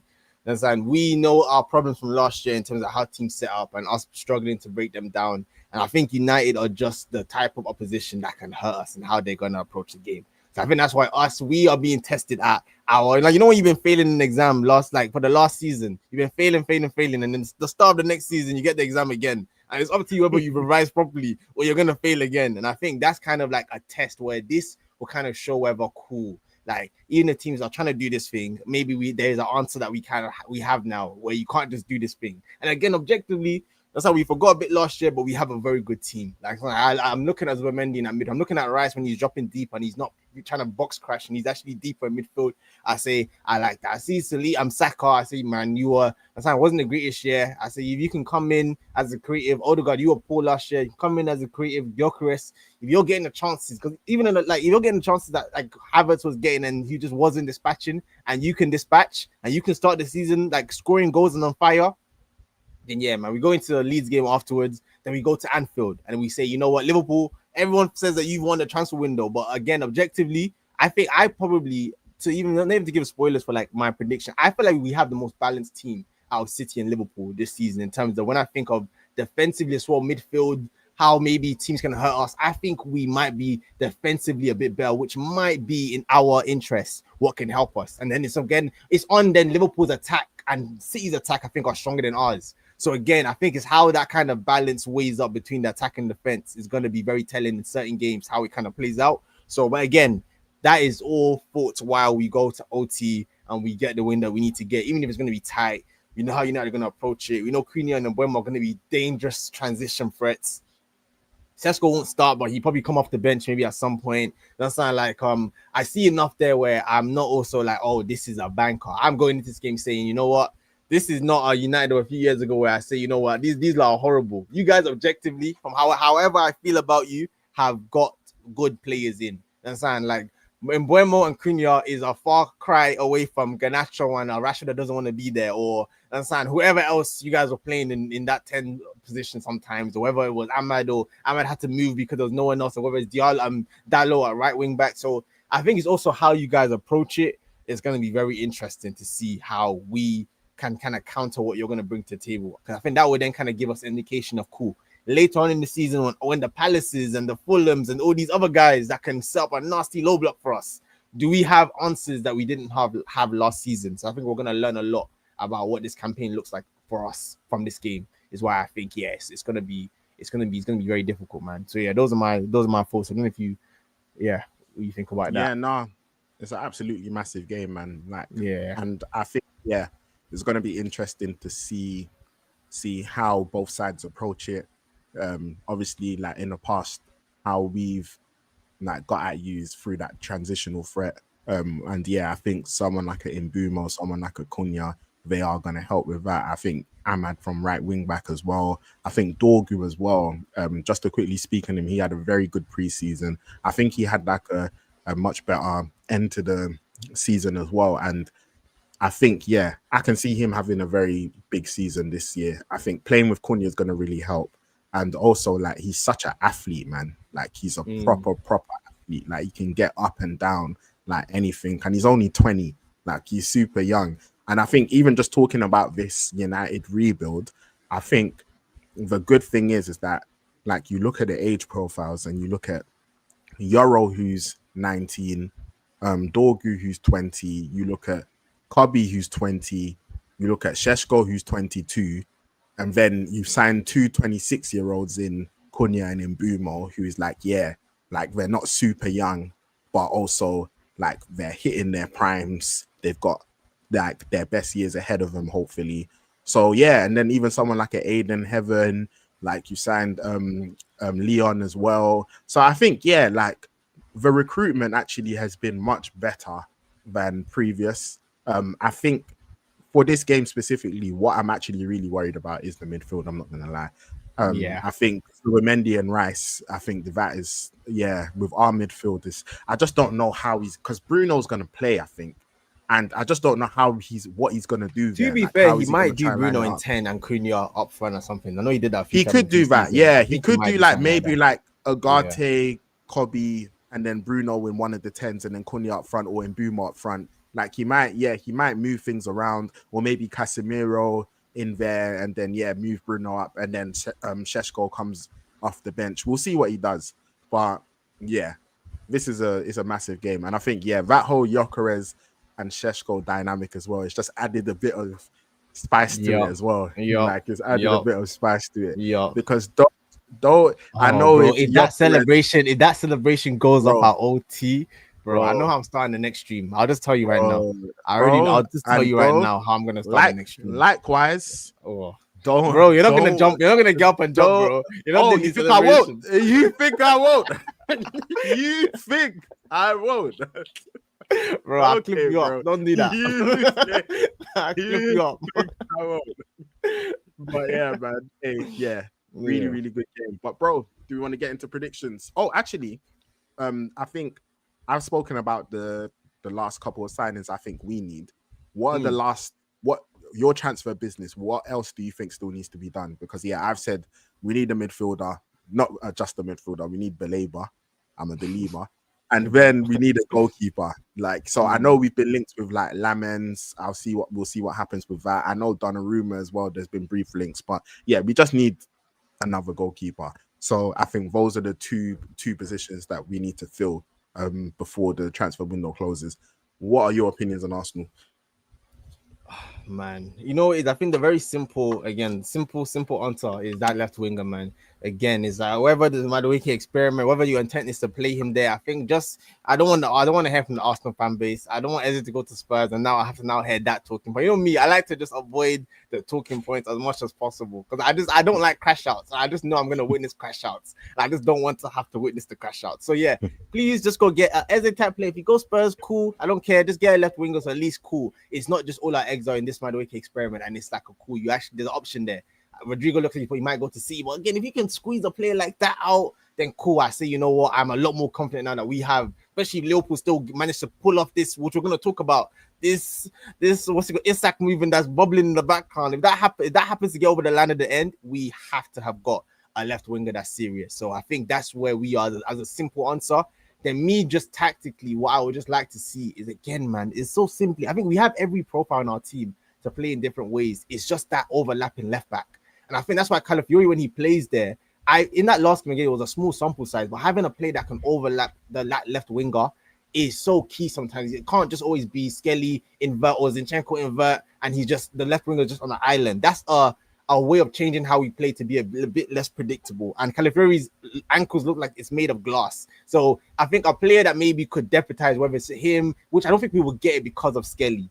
So I think it's Calafiori being fit, and I think he can do a good enough job at it that can, if we get left winger as well, can make that position less ugly than it has been recently when that player has just been on the island. So I think, left winger, overlapping left back, and I think I can't ask for much more this summer. I think we've done well in terms of squad depth and options for different positions, but even like Havertz as a backup to competing with Gyökeres, he seems like always dumb and whatever. But again, if he rises to the occasion as well, Gyökeres too shouldn't be guaranteed starts. If he comes on, he's doing what he needs to do again. From his finishing, probably maybe not, but I want competition for places in various positions. Saka, maybe you're not being that great. By the way, I know you can play right wing. Understand? Like if you're a bit more sensible and you're a bit less like, let me just get mine type energy, we can kind of get out of that mentality maybe he had before. I think he has some potential. Like I'm not gonna jump on the bandwagon. He's just a terrible player and I can't see any potential in him. I think there's some potential, but it's just a risk that I'd rather we didn't take. If that's the solution to our left wing. So I think that's why left winger, just for the no talking points and overlapping left back. And I can't ask for too much more for Arsenal this summer. Then it's in Arteta's hands. It's like, brother, deliver. You know what I'm saying? Like, they're giving you everything that you could ask for. So now do something with it. So I think that's where I'll be at that position. But at least a left back. I think at least a left winger. I think a left back might be a stretch goal. I don't really see us doing it. But yeah. Are you in any ways skeptical over Eze playing left wing? I think the left wing wouldn't be as a left winger. I think it will be kind of how we played Martinelli in the last game. I think what he probably wants is the option to play a Madueke and a Skelly combo and a Eze and a Calafiori type combo, where it's like a player would go around the outside and then you can be more central, especially when we're playing these nasty low blocks that just park every man behind the ball. Having a player like Eze and Odegaard in those kind of spaces, someone that maybe can pick up passes, someone that can just try and go for the shot, I think can be a big solution to a big problem that we had last year. So I think that's where I see the kind of Eze profile coming in. So I really hope that these guys are serious and they realize that, yeah, we still need that profile. Just because, again, I think Trossard, he's been a great servant. He's done well. He's been good off the bench. I think we just need that kind of... I think Martinelli, again, I always have this discussion, that argument of who that... He's still young enough that I'll still rather keep him as a backup if we got Eze than keep a Trossard at this point in their careers. Just objectively. People might disagree and think, oh, Trossard's the better player. I think just objective. I think I can still see some ceiling there. Maybe he can still do something if, again, Arteta is platforming him correctly and allowing him to be more central, which is when he's better, and not as a touchline winger, which he's not. So again, I think it's just those tactical changes as well. I want to see Arteta do this season in how he combos the left back and the left wing options based on who we're playing and how they set up. Even a Timber, he did it in the last game as well. Even him on the left, again, a different dynamic now. That means that maybe you're doing straight line runs on that left wing, and again, the left winger now can come inside and be a different threat in central areas. I think that's what I want to see this year. So yeah, that's kind of how I see the Eze move if we were to get him. I hear you. No, it makes a lot of sense.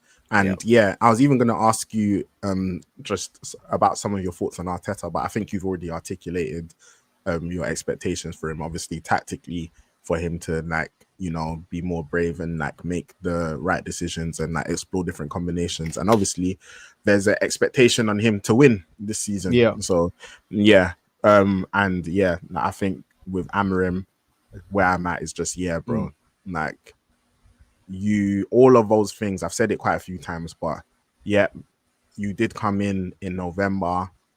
It wasn't your team. You didn't have your players. Erik ten Hag did have a horrible start, etc., etc., etc. All of these things are true. You still finished 15th and lost the Europa League final. So yeah, you still did.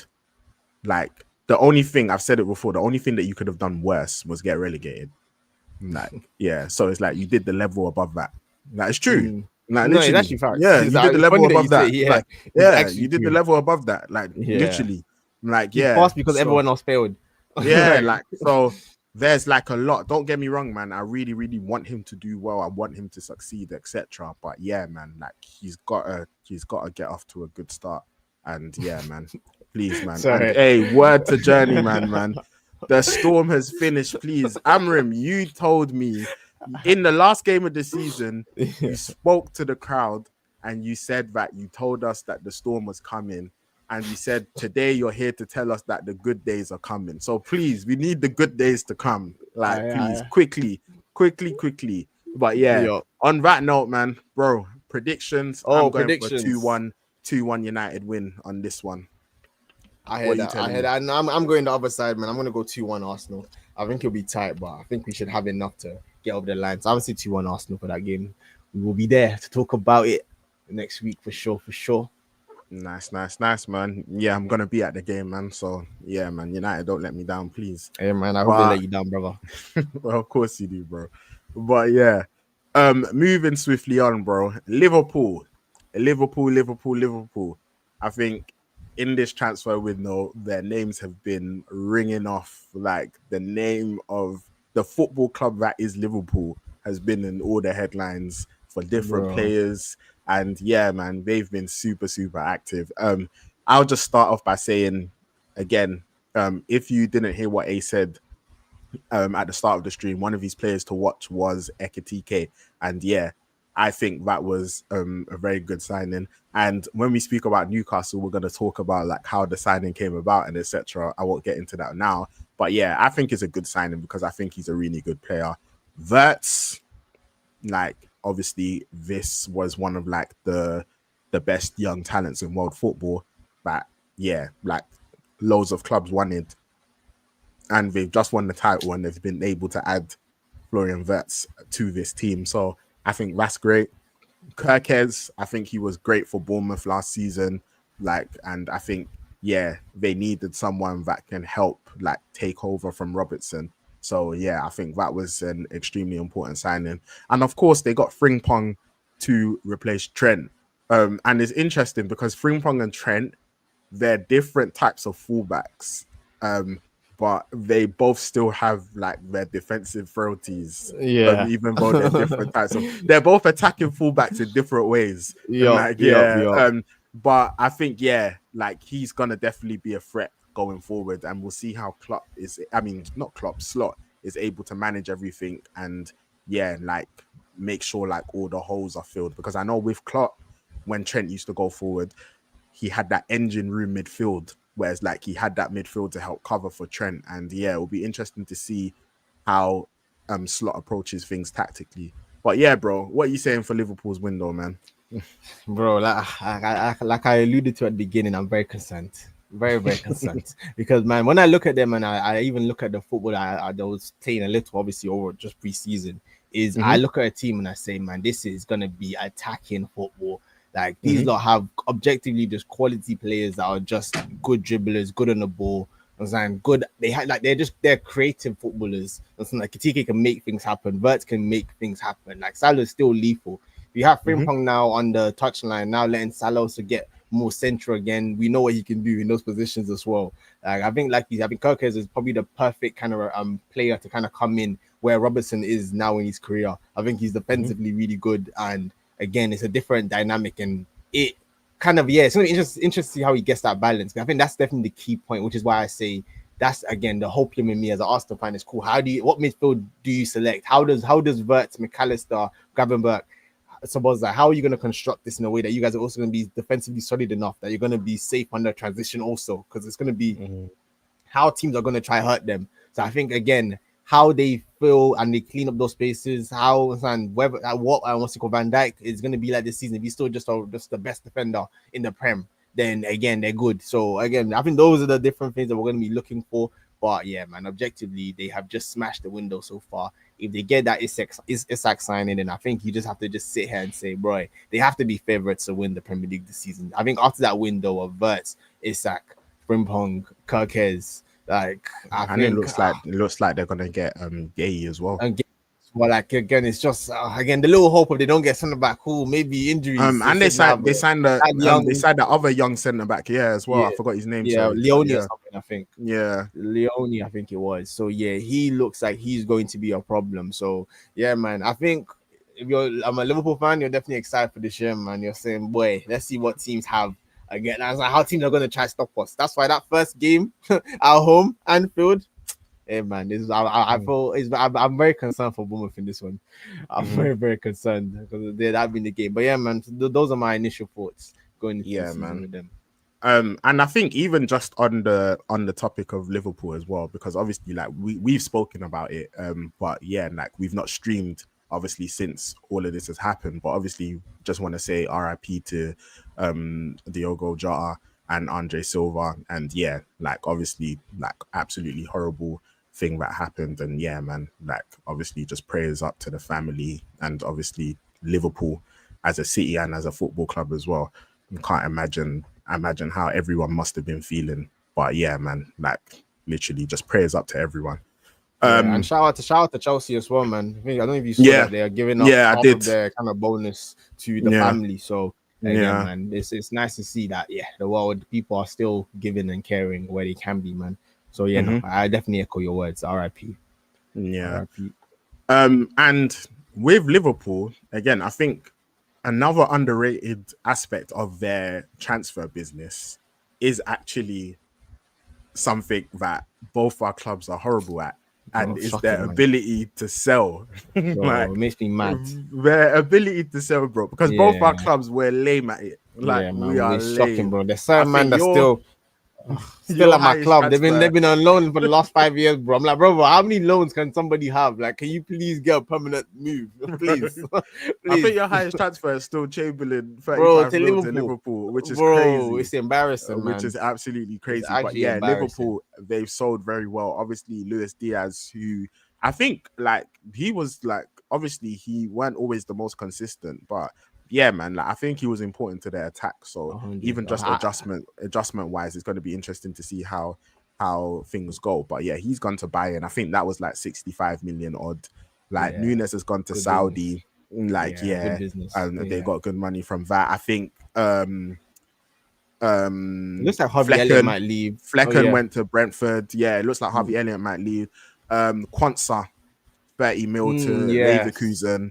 Like, yeah, so they've just bro. You sold. can't tell me that Kiwior can't go for 40 million. That sound like, bro, like what are we doing, bro? What are we telling these clubs when they come to buy our players? I'm so confused. The gap between Liverpool, Chelsea, and City and United and Arsenal when it comes to selling is crazy, bro. Because Chelsea know how to do it as well, and City know how to do it as well, bro. City will get one of their academy players with 2 appearances and say, all right, man, 30 mil. Bro, he has potential. You've seen him in the academy, have you? Right, you don't trust us. Bro. You don't trust us. Bro, Labia. Come on. I'm gonna talk to them. Yeah, man. So I think that has allowed, that's provided with them like a really good foundation to also be able to spend, because you have to also remember when everyone says Liverpool has spent loads of money, they have, but you also have to remember last summer they basically spent nothing. Yeah, man. No one can complain, man. They basically let them win the league. Exactly. Last summer they basically spent nothing. They won the league.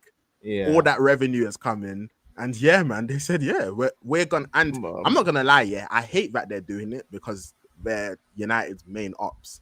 But this is exactly what they're supposed to do. I've said 100%. Like 100%. When you're at the top, you keep stepping on everyone's necks. Like I remember when United were at the top, that's exactly what we did. We won the league in 06-07, and then we signed Nani, Tevez, Hargreaves, and Anderson. Then we won the league and the Champions League, and we said, Spurs, hey, Berbatov, we need that. And then, yeah, man, Berbatov came along as well. So we had an attack of Ronaldo, Tevez, Rooney, and Berbatov. Just there, just like, that's what we're on. Like, do you get me? And it's like, that's what you're supposed to do. So Liverpool, they're actually doing what you're supposed to do. Like, like it's annoying because I don't want them to be successful, but yeah, man, like fair play to them. But yeah, bro, they've got the first Premier League game coming up, which is tomorrow. Well, actually today now. But yeah, man, Bournemouth, bro. What are you saying for that? Again, man, to keep it snappy, I look at the game. I look at Bournemouth, what they've lost. I say, man, I don't know. I don't know whether you guys can go again. Like you get on, it's like that energetic team, young quality players. When you now lose the spine of that team, I say, and you're going to Anfield, where these guys are seeing Ekitike and Verts, Davey first game Premier League. Yeah, it's not looking good. So yeah, I'm gonna go for a 3-1 Liverpool win in this game. Like I think they're gonna get some goals. I think Bournemouth might have. I think on the transition, maybe they might have something to maybe get a goal. But yeah, man, I don't see this any other way than a Liverpool win. So I'm gonna go 3-1 Liverpool for that game. Yeah, and I'm gonna go similar, but not the same. I'm gonna go 3-0. Like I'm gonna just say man. Anfield, crowd up for it. Like, man. Bournemouth, they've lost a lot of players. Yeah, I can see that being like a light work for them. I'm not gonna lie. But yeah, bro. Hey, man, we've spoken about Liverpool in the transfer window. There's been another club. Bro. There's been another club. Bro, you see where there's light, bro. You see where there's light? There's darkness. There's darkness. There's darkness, bro. Where there's light, there's darkness. Yeah, go on, man. Hey, man, there's been another club in the northeast of England who have had a torrid time, man. Like an absolute torrid time. Like I feel like we may never see a window this bad ever again, you know, because I feel like they're at the position of club where like they've gone for plays and it's been we've known about it enough that I don't know if another club will be in this position to be rejected by so many of their I've never seen this many like, direct rejections before. Literally, like like I've never seen a club literally so just like, we're not talking about like vague links. We're talking about like concrete. We want this player, and it bro. Everybody has just come and just said, "Give me that." Give me that, bro. Jao Pedro, give me that. Yeah. Give me that. So stop it, bro. Mbuemo, give me that. Delap, give me that. Cunha, Ekitike. Bro, I can't lie, bro. The one that was the most disrespectful, the Sesko one. Even me, I saying that Sesko. I think Newcastle's even might be the better move at this point in your career in terms of having the time, the something that they come for you. Like, it's a left field, the Arsenal move is kind of falling. And then United to come and just say, "Yeah, bro, give me that." I said, "Nah, man, this has been a criminal window." You know when I knew, I'm not gonna lie, when I knew that, United are gonna get him, is when United said, "We're not gonna bid until we know that he wants to come to us." And then when I saw Newcastle just throwing bids, like, just just bro, they bid above the price, bro. Yeah, I was like, bro, I was like, this is not how transfers work. You and Leipzig can agree what you want, bro. If he doesn't want to go there, then he's not going there, bro. It don't matter what you agree. Like, I was just like, bro, all of this is just for decoration. It was just like, fam. So when United put the bid in, I said, "Yep, that's a wrap." That's embarrassing, man. Embarrassing. That's a wrap, man. Embarrassing. So man, like, I think, funnily enough, you think that one was the most disrespectful. I think the Ekitike one was the most disrespectful. No, Liverpool are awful people for that, bro. For Liverpool to go to Newcastle, Liverpool went to Newcastle and said, "This is what's up. Yeah, this is what's up. We want Isak. This is what's up. Are you gonna negotiate with us? Are you willing to sell?" Newcastle said, "Absolutely not." Liverpool said, "All right, hear what we're saying. We know you're going for Ekitike. We like him as well, but our priority is Isak. But if you try and move funny, we will grab Ekitike." Newcastle said, "All right, cool. Go on then. You can grab Ekitike. We'll keep Isak." Liverpool said, "No, you don't understand what we're saying. We're going to take Ekitike and we're still coming back for Isak. So you are better off just getting Ekitike, us taking Isak, and then we can all go along with our business. But you're trying to be funny. You're trying to be funny. I think it's a PR nightmare for the owners. I think the owners have to step in here and say, "Nah, man, it's like they cannot lose Isak to Liverpool this summer." I think out of pride, out of just pure, they have to just say, "Brother, we'll work it out." I'm saying, you know, when someone cheats, we'll work it out, bro. I think he's gone to you. I think he's gone. I think he's gone. I'm just saying that if it happened, you're right. I forgot about that. Yeah, you're right. I forgot about how that went down. And that was so disrespectful to tell the club that they said, "We're gonna let you get him if you let us get the guy we want." But they said, "Oh, you're not trying to do that." I couldn't believe the fact that they were still interested in Isak after bro. Move. I said, "This is crazy." They said, "You think we're joking?" They said Newcastle tried to call their bluff, and Liverpool said, "Cool." Liverpool said, "Cool." They said, "You actually think we don't have the facilities for this? Like, you don't understand what we're on. We will grab both of them. We're not joking." Yeah. You know what? I think Newcastle didn't. I think Newcastle said they weren't sure how Liverpool were moving. So, you know what, Bert? They spent a lot of money. Maybe this is a bluff. That's how they're trying to bluff us. I think it's a similar thing to like Šeško, where it's like, I think they underestimated that Liverpool will go for both of them. And I think they looked at United and they said, "These lot are broke, man. They just spent how much on Mbuemo and on Cunha. They can't afford like Šeško, like with the prices that are being quoted. We should be good." United said, "You lot don't know nothing." They said, "You lot don't know nothing, bro. You lot don't know." And they said, when I saw Newcastle just throwing in the bids, United said, as soon as I saw it, United said, "We're not bidding until we know the player wants to come to us." Then when United bid, I said, "All right, cool. Yep." That's that then. Like, you get me? And it was and I remember there was reports coming out saying like, "Oh yeah, it looks like Šeško's gonna go to Newcastle, etc., whatever the case may be." This was fit, and United just said, "Yeah, man." Like, and the crazy thing about it as well is that they reported afterwards that Newcastle even offered higher wages, and he still said nah. He still said nah. And I think everything that's been happening this summer, I think that's had a knock-on effect because Bro, other I players can't believe this is still running in 2025, man. with Manchester I United. can't believe this is still operational. We're Manchester This United. is still functional Fam, in 2025. man. Bro, Fergie put in serious work, bro. He put in serious work. Wow. He put in serious man. You took work. all of their childhoods. Bro, these lot threw man. enough. Fergie put in serious work. There's still enough people in this generation that remember. When they were interviewing Cunha, they were asking him about United. He said, yeah, man. I remember Carrick, Scholes, Ronaldo, Rudy. He remembers, bro. There's still enough. You have to wipe out. It has to be a longer period where we're bad. Where you know what is though? Time is ticking though. Because I'm seeing young City fans. I'm seeing young City fans. That means that they're gonna now be the team. They're successful. It happens eventually.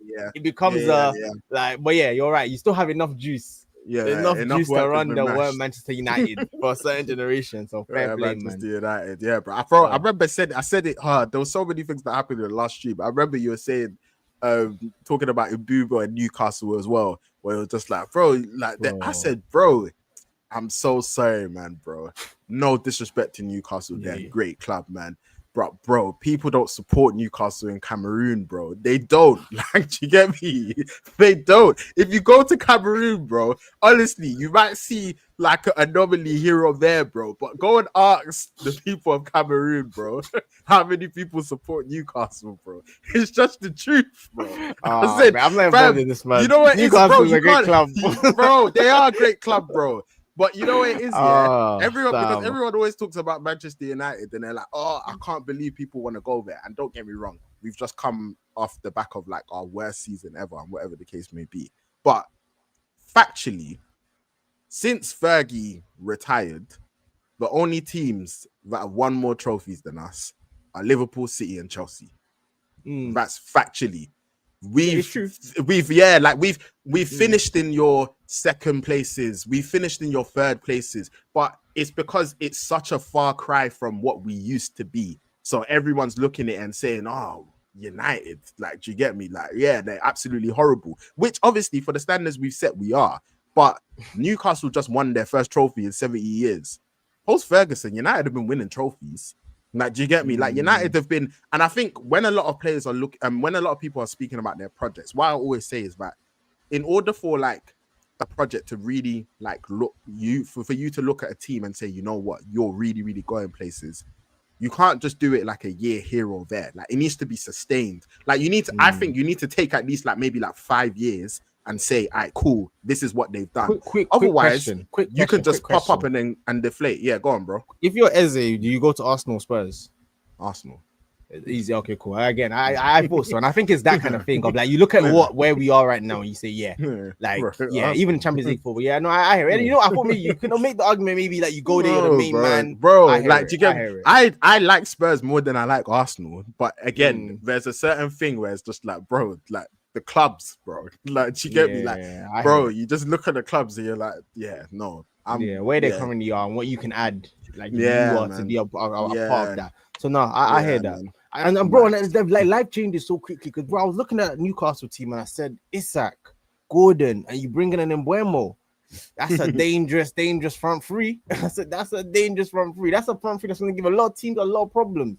And then look at that now, it's completely crumbled. Where it's now Gordon, Elanga, and maybe Vesta. Again, they're good players, but it's it's a far cry from what it was looking like at one point, which is why my kind of main final point on Newcastle is I feel so sorry for the fans, bro. Like, man, going into even the whole Isak stuff, like taking aside from like a big club and Liverpool and what it means for them, I would feel horrible if I was a Newcastle fan. And this is how, like, a player that I've loved and probably cherished over the last few years is now moved and said that even if I don't get a move, I'm still not going to play. I said that was a bit. I said that's a crazy bar for that to come out. It's one thing like pushing for the move. You're gonna go to the last day. But if you're still there, you can't be saying that if I'm still here, I'm still not playing. I said, that's crazy. Like, so yeah. That's just wild. Generally speaking, I don't like seeing like things end so sour. Like, especially because he just scored in a cup final. Like, do you get me? To win Newcastle's first trophy in how many years against Liverpool, which is the crazy thing. And it's like to see how everything has just transpired. Yeah, I do feel for the fans. And what I was going to say is that I really feel for the Newcastle fans because Newcastle, they're one club city their fans are extremely passionate. And I always say this, I think Newcastle have got some of the best fans in the world because, bro, for the most part, they're always traveling the mad thing, bro. Because of how far up north they are, bro, a lot of the time, like if they're coming down south, like they're having to travel long distances. Like, do you get it? Like, yeah, like they're up and down. So yeah, man, I do feel for Newcastle fans, and I also feel for the other person I was gonna say. I feel for Eddie Howe. Like, yeah, I feel for Eddie Howe because he's done a great job, and I feel like, yeah, man, all of this is just happening out of your hands. And, and it's just out of his Nothing hands, you can man. do. Like, yeah, I feel for him, man. If Amram doesn't want to work out, would you take Howe at United? Yeah, I think Howe's a good manager. Yeah. Okay. Interesting. Yeah. Interesting. If you're in the comments, let me know. If United fan, would you take Eddie Howe as a manager? Yeah. But even on that, bro, Newcastle first game of the season, we've got Villa. And I think you predicted the last one first, didn't it? So I'll go first with this one. I'm gonna go 2-1. There's normally big scorelines between these two when they face. So I feel like, yeah, no, I'll stick with 2-1. I'll go 2-1 Villa. 2-1 Villa. I hear that. I think that is a very, very good shout. I think that's again, man, I can't wait to. I think what I'm also looking forward to, because I haven't actually caught up on a lot of the other clubs' transfers and what they're doing this season, how they're looking in preseason. So I think this first game we're gonna learn a lot about what different teams are saying and what type of season they might have. Just again, kind of how they start, maybe the new faces they might have. But yeah, funnily enough, Jacob Ramsey's just gone from Villa to Newcastle. That is true, but that is true. I'm gonna go. It's tough, man. I think I'm gonna go 2-2. I think 2-2. I'm gonna go 2-2. Oh, but then who is Newcastle? Who is even Newcastle striker right now, bro? Who is their striker? Who is playing up front? Because Isak is not playing. Yeah, I'm going 2-1 Villa, man. Never mind. If they had a striker, I would have said 2-2. 2-1 Villa. I can't. Yeah, man. It's rough for them right now. It's unfortunate. So yeah, I'm gonna go 2-1 Villa. Cool. And yeah, bro. From here, let's get on to the rest of the predictions. So obviously we've already done United, Arsenal, Villa, Newcastle, and Liverpool, Bournemouth. Next up we got Chelsea, Palace. What are you telling me? This is gonna be a tough game, man. Again, these are the kind of games where Chelsea, that was a good Club World Cup. But these are the kind of games in Prem now where, again, you start to see, is this going to be a top 4, or are they in a race in a race that nobody's still coming this year? Are they going to do the Arsenal 22-23 type situation? So I think it'll be interesting to see with them in this game how they approach Palace, because Palace have shown that they are a tricky customer. I just hope that even if Eze is going to go to Spurs, please let us not rush. Let us be guided. Let him play this match. Let him get out the way and leave him in a high. That's what I like, and then he can then do what he needs to do. But I think it should be a tough game. But I think right now I'm gonna edge Chelsea, man. I think I'm gonna go 2-1 Chelsea. I'm gonna go 2-1 Chelsea right now. I think we'll learn a lot about Chelsea this game as well. Because yeah, Palace will give them a difficult time. So we'll see how they deal defensively on the transition as well. I mean, they look very good. And again, another team where we're looking at like Xavi Simons, Esteval, Palmer, how they use all these players. Like Caicedo's gonna have to run his life away, especially if it's Enzo, Caicedo. How they also construct their midfield, kind of based on how they approach it. I think we're gonna learn a lot of interesting things about Chelsea, how they're gonna approach the season as well. So yeah, man, I'm gonna go 2-1 Chelsea for now until we learn more. I think I'm gonna match that. To be fair, I think I'm also go 2-1. Cool. Next up, we've got Wolves City. Yeah, I'm gonna go 3-0 City. I hear it. If Kuni was still there, then maybe I would have said maybe something, but Kuni is not there no more. So yeah, I'm gonna go 3-1 to be different on that one. Then I'm gonna go 3-1 because again, I think whoever they have, City have shown that Al Hilal showed me that if you have some pace in your team, you can break away.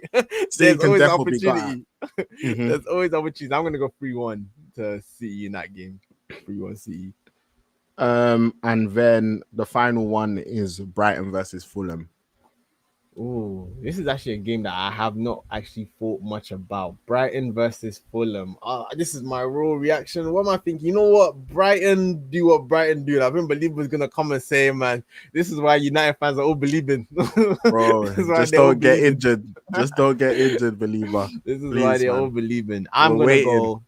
Yeah, I think for that one, I think I'm gonna go 2-1. 2-1 Brighton. So I'm gonna go. I'm gonna go 2-1. That's what I was gonna go as well. 2-1 Brighton. Yeah, cool, man. Cool. So yeah, man. Those are the predictions rounded up, and yeah, we're gonna have a full update regarding the whole prediction table and like everything regarding that in the next stream. But yeah, bro. Do you want to take it away with the FPL? Oh yeah, just a very, very quick one. For anyone who is playing FPL this season, the link should maybe be in the bio. Because again, we've had to learn how to stream again. It's been a while, but the code is also scrolling across the screen. So yeah, free to join. I think it probably won't be as formal as maybe last season, but we'll just kind of any interesting points, quick kind of catch up at the end, and we'll kind of see what the FPL segment kind of looks like this year. But yeah, so yeah, if you're playing this year, definitely join. Hopefully, it should be an interesting season, man. There's a lot of new players in the Prem. It's going to be a lot of interesting new dynamics. People are deciding, Haaland, Salah. Am I going to go for a Gyökeres and be brave? Or how are we going to do this? The FPL code looks like a 0 voice. Oh, for Oscar, appreciate it. Thank you very much. Thank you very much, bro. So, yes, if you can join the unorthodox chain. This guy missed the whole stream. Was involved in none of the football conversation. None of the football conversation, bro. Just popped up to talk about FPL, bro. He planned it. He said, when are they gonna get to the FPL segment? Well done, bro. Nah, I know you asked me a question on Orthodox. You said this league, what's gonna happen? This is gonna be a different year, man. I'm locked in this year. I got my little brother to play too. Bro, let's see what we're gonna do. I'm locked in this season, so yeah, we'll be down Orthodox, man. Make sure you're there each stream so I can update the audience. Understand? Update the audience because you're a bit too confident this year.